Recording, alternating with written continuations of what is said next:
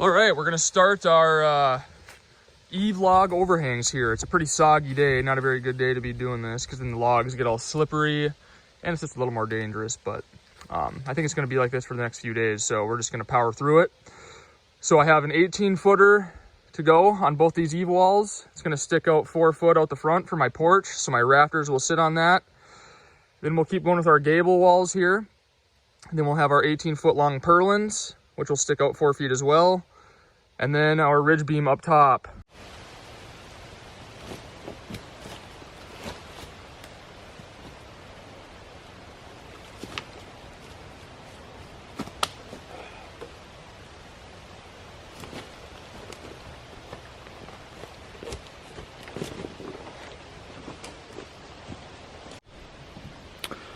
All right, so those two big boys are gonna sit right on top here.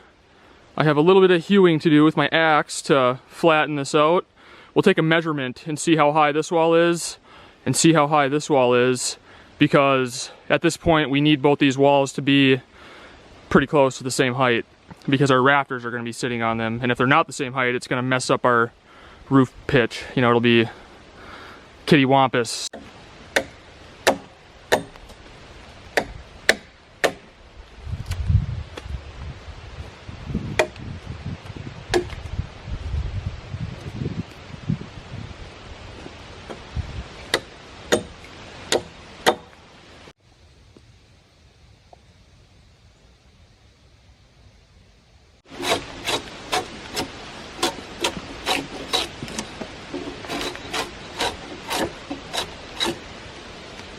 Yeah, peeling logs is pretty much 95% of building a log cabin. You trying to get the next log to put on the cabin? Trying to chop that tree down?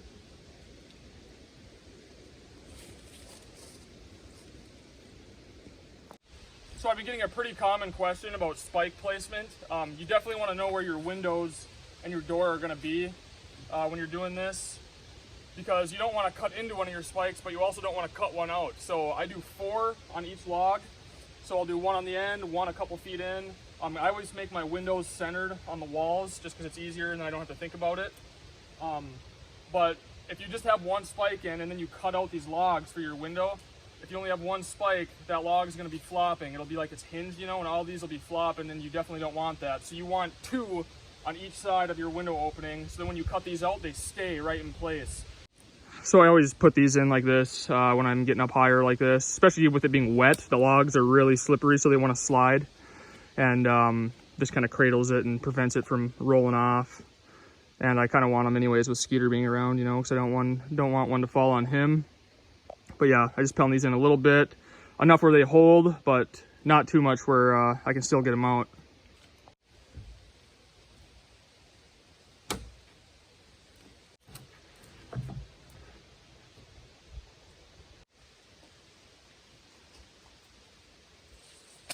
It's about perfect. So you can see this gives me my 4-foot overhang. So this will be my porch right here.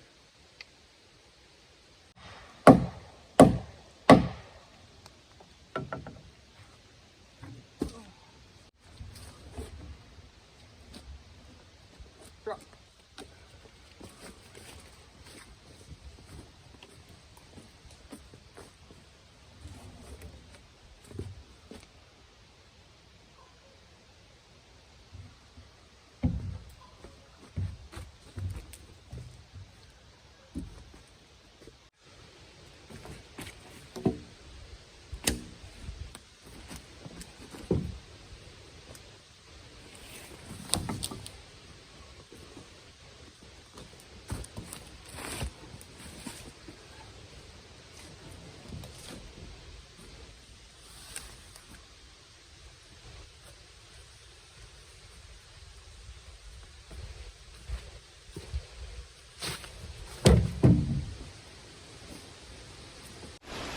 All right, it looks ugly right now, but like I said, when we shave all these ends off nice and even, it'll look better. We also have to flatten out this eave log here, and there's a little bump in this one as well. But it's nice because right now I just have 3 more 18 footers to get, But other than that, the rest of the logs on the cabin are going to be 10 footers or less. So let's get started on these gables. We have a butt, and then we'll just keep spiking until we get to our purlins.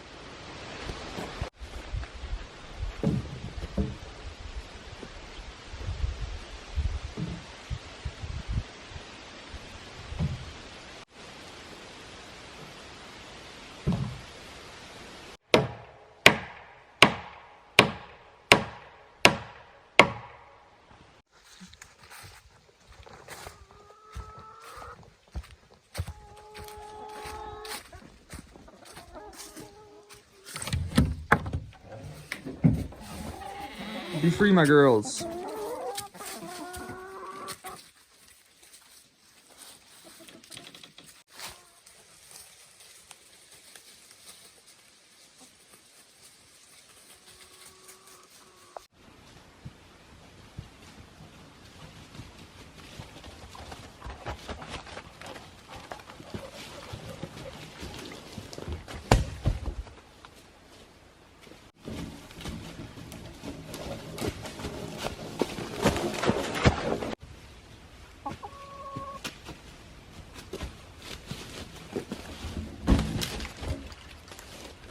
All right, let's get these big boys up here. Not a good thing to be doing in the rain, but it is what it is.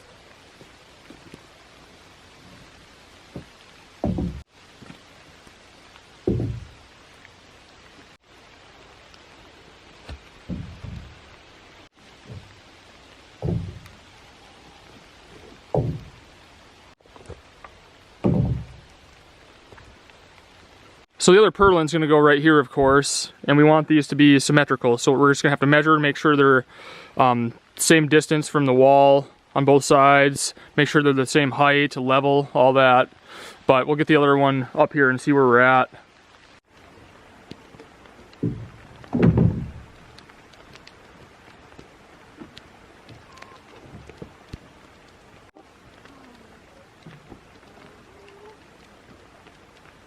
So that's how my purlins are going to sit.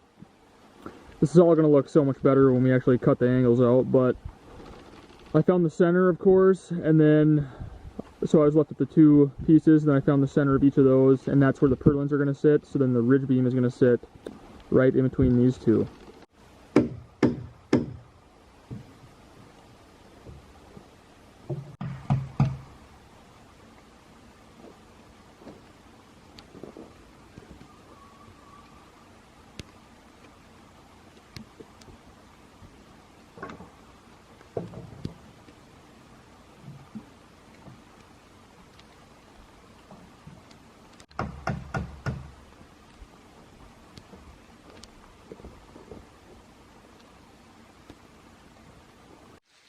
So we can see what the roof pitch is going to look like now. I don't know what pitch that is. I just made it up. It's just whatever, however it came out.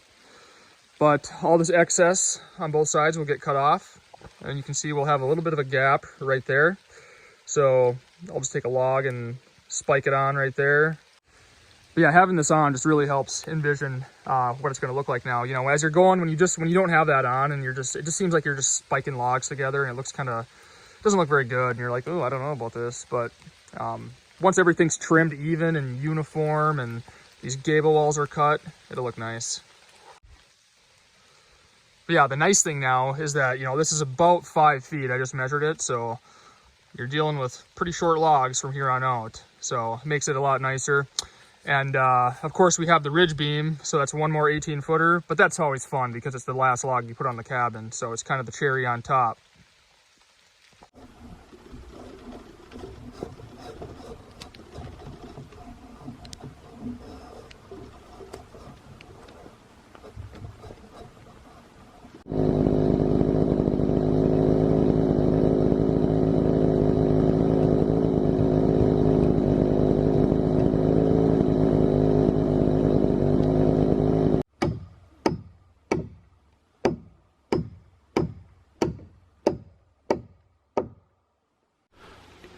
Had a spike kind of go south on me here, but it's all right. I'll cut it off with the Sawzall. Once you get these going in the wrong direction, there's no prying them out. You pretty much are committed.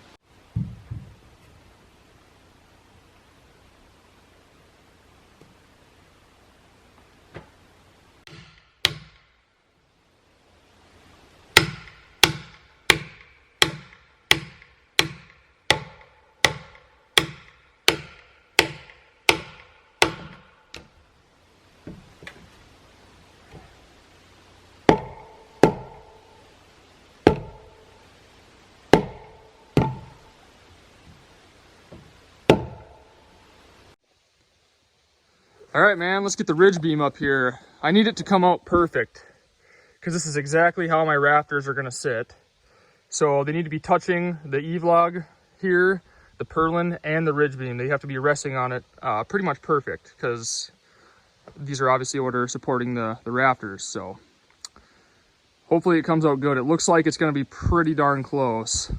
And then we'll get rid of this snaggle tooth right here.